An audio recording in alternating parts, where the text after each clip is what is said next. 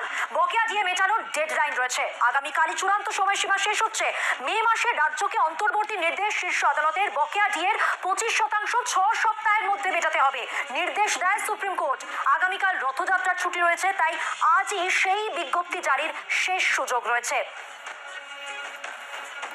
বিস্তারিত কথা বলবো, আমার সঙ্গে রয়েছেন আমাদের দুই প্রতিনিধি অর্ণবাংশ নিয়োগী এবং রয়েছেন অয়ন ঘোষাল। আমি শুরুতেই চলে যাবো অর্ণবাংশুর কাছে। অর্ণবাংশ, আজই বিজ্ঞপ্তি জারি যেহেতু শেষ সুযোগ, কারণ আগামীকাল রথযাত্রার ছুটি, কি খবর পাচ্ছ? মধুবন্তী, দেখো অবশ্যই আজকের দিনটা খুব গুরুত্বপূর্ণ এই কারণেই, কারণ হচ্ছে যদি আজ রাজ্য সরকারকে আদালতের নির্দেশ হয় তাহলে আজকের দিনটাই শেষ দিন কিন্তু বিজ্ঞপ্তি প্রকাশের ক্ষেত্রে। কেন বলছি, কারণ হচ্ছে আগামীকাল অবশ্যই ছুটির দিন, সেই জায়গায় দাঁড়িয়ে ওয়ার্কিং ডে হিসাবে আজকের দিনটা কিন্তু রয়েছে। আজকে বিজ্ঞপ্তি প্রকাশ করতে হতে পারে রাজ্য সরকারকে যে আমরা ডিএ দেবো সুপ্রিম কোর্টের নির্দেশ মেনে 25% বকেয়া, কিন্তু সেই বিজ্ঞপ্তি এখনো অবধি হয়নি। যা আমরা খবর পেয়েছি, যারা মামলাকারী পক্ষ অর্থাৎ যারা সরকারি কর্মচারী তাদের পক্ষের আইনজীবীরা বলছেন যদি রাজ্য সরকার সেই নির্দেশ না মেনে আজকে তারা বিজ্ঞপ্তি প্রকাশ না করে তাহলে একদম আগামী সোমবার আদালত খুললেই আদালত অবমাননার তারা মেনশন করবে, তারা নোটিশ ধরাবে রাজ্য সরকারকে। সেই জায়গায় দাঁড়িয়ে অবশ্যই আরও একটি আইনি লড়াইয়ের প্রক্রিয়া শুরু হতে পারে আগামী সোমবার। সেই প্রক্রিয়া বন্ধ করতে গভর্নমেন্ট এখনো কিছু ফাইল করেনি, অর্থাৎ সময়সীমা বাড়ানোর ক্ষেত্রেও তারা কিছু আবেদন করেনি। তারা কিন্তু এখনো সেই আগের নির্দেশ মেনে কার্যকর করবে এমনটাই আশা করা যেতে পারে। সেই জায়গায় দাঁড়িয়ে অনেকে আশা করছেন হয়তো রাজ্য সরকার আজকে এই ওয়ার্কিং ডের মধ্যে তারা হয়তো বিজ্ঞপ্তি প্রকাশ করতে পারে। যদি বিজ্ঞপ্তি প্রকাশ না করে তাহলে কিন্তু আবার সেকেন্ড দফার আইনি লড়াই শুরু হবে, অর্থাৎ সেটা হচ্ছে আইন অমান্য, অর্থাৎ নির্দেশ না মানা। আগামীকালের পর থেকে যদি আজকে না করে তাহলে কিন্তু আগামীকাল থেকে আলোচনা করে কিন্তু মামলাকারী পক্ষ তারা সুপ্রিম কোর্টের দ্বারস্থ হওয়ার প্রক্রিয়া শুরু করবে, এমনটা আমরা খবর পাচ্ছি। অর্ণবাংশ, তুমি আমাদের সঙ্গে থাকো। এবার ডিএ মঞ্চের সামনে থেকে রয়েছেন আমাদের প্রতিনিধি অয়ন ঘোষাল, তার কাছে চলে যাব। অয়ন,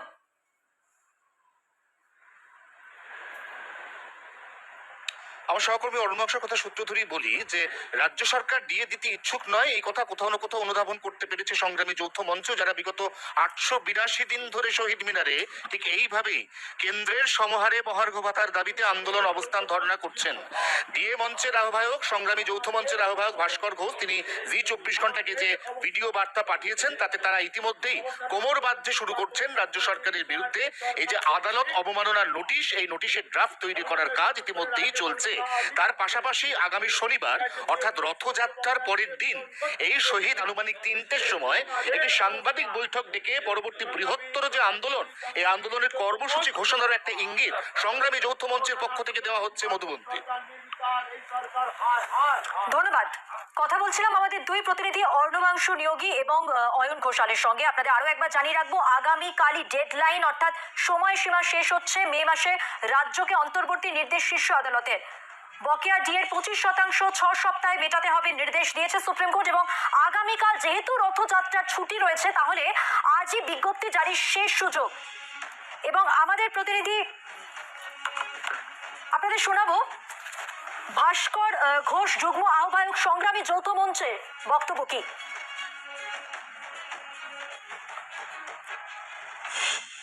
নির্দেশনা অনুযায়ী যে সময়সীমা আগামীকাল, সেই সময়সীমা অতিক্রান্ত হতে চলেছে। আমরা মোটামুটি যেটুকু বুঝতে পারছি যে এই নির্দেশিকাকে বুড়ো আঙুল দেখানোর মতো সমস্ত রকম প্রস্তুতি রাজ্য প্রশাসন নিয়ে রেখেছে।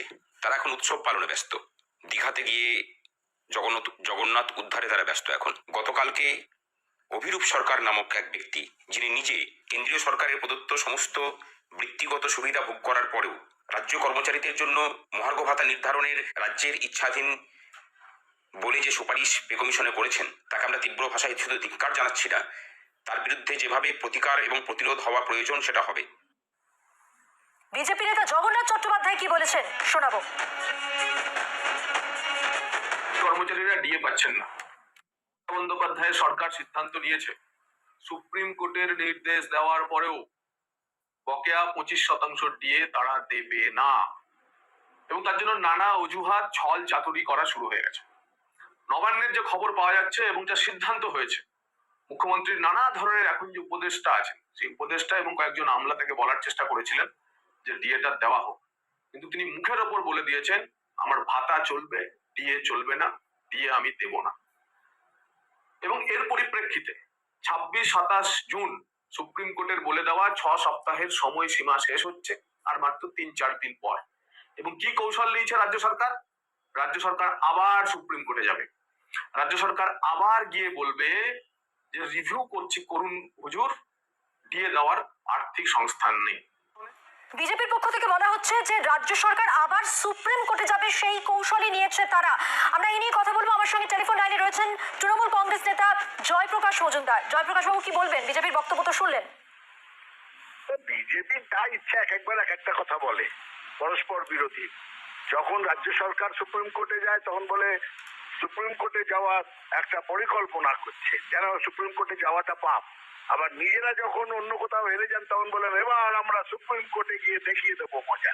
সুতরাং বিজেপির এইসব অবাস্তব কথাবার্তার কোনো মূল্য নেই। কিন্তু আমি এইটুকুনি বলতে পারি, জানা গেছে যে অর্থ কমিশন, অর্থ কমিশন তারা বলেছে ডিএ অধিকার হতে পারে না, ডিএ অধিকার নয়। এখন রাজ্য সরকার এই বিষয়গুলি নিয়ে কিভাবে তারা আইনের পথে হাঁটবেন সেটা রাজ্য সরকারের একান্ত ভাবে অধিকার। আজকে তো এটা তো ঘটনা, এখনো ডিএ যে অধিকার সেটা তো সুপ্রিম কোর্ট বলেনি। এখনো সুপ্রিম কোর্ট একটা নির্দেশ দিয়েছিলেন, যদি আপনারা দিতে পারেন রেকমেন্ডারি নির্দেশ, যে 25% অন্তত যদি দিতে পারেন। কিন্তু 25% কার, কিভাবে, কোত্থেকে টাকা আসবে? একদিকে কেন্দ্রীয় সরকার রাজ্যকে অর্থনৈতিক অবরোধ করে রাখবে, আর অন্যদিকে তার উপরে বলবে যে ডিএর টাকা দাও। কেন্দ্রীয় সরকারের তো টাকার অভাব নেই, কিন্তু পশ্চিমবঙ্গের সরকার চলবে কি করে যেখানটাতে 2 লক্ষ কোটি টাকার বেশি আটকে রেখে দিয়েছে?